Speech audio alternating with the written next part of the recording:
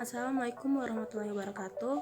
Saya Dinda Lestari, NIM 1816030011 dari Prodi Manajemen Bisnis Syariah, akan mencoba untuk menjelaskan beberapa poin-poin penting dari jurnal yang telah saya cari. Jurnal Sumber Daya Manusia ini tentang persepsi berinvestasi dalam pengembangan karyawan, motivasi intrinsik, dan kinerja kerja.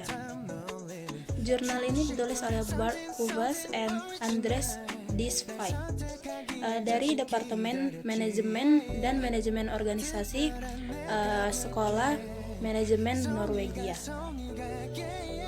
Tujuan dari penelitian ini adalah untuk mengeksplorasi hubungan antara investasi dengan perkembangan karyawan, motivasi intrinsik, dan kinerja kerja. Investasi dalam pengembangan karyawan sangatlah penting karena untuk dapat mempertahankan dan mengembangkan kemampuan, pengetahuan, dan keterampilan karyawan dan organisasi itu sendiri secara keseluruhan. Selanjutnya adalah riset problem. Menurut teori sosial, jika organisasi itu berinvestasi kepada karyawan, karyawan itu cenderung untuk menerimanya dengan positif. Jika perusahaan menawarkan investasi dalam bentuk peluang pengembangan, karyawan itu cenderung untuk menerimanya, tetapi hal itu tidak berlangsung lama. Oleh sebab itu, maka manajemen harus mencari cara agar karyawan itu terus dapat berkembang di perusahaan tersebut.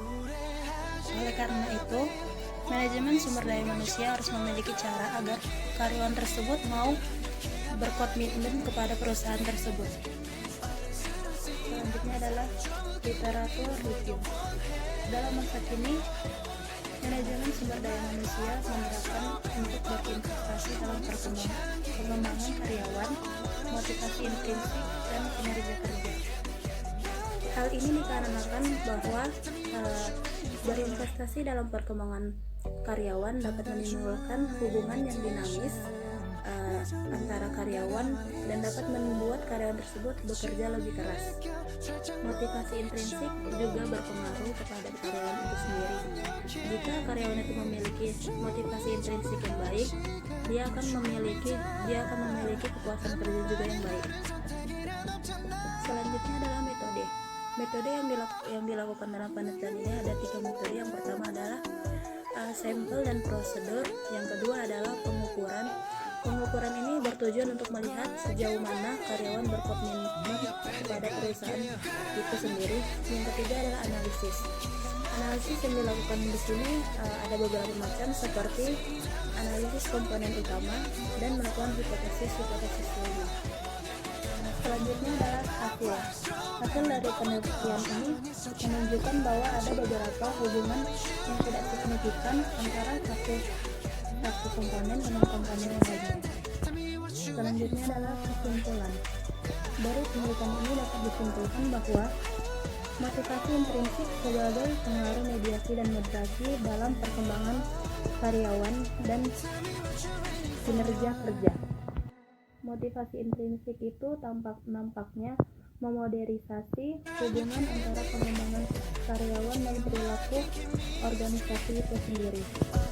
Temuan ini nampaknya dapat berkontribusi pada literatur yang muncul untuk mengintegrasikan teori pertukaran sosial dan motivasi intrinsik dengan mengeksplorasi bagaimana dua sumber motivasi dapat berinteraksi dalam memprediksi aspek kinerja kerja.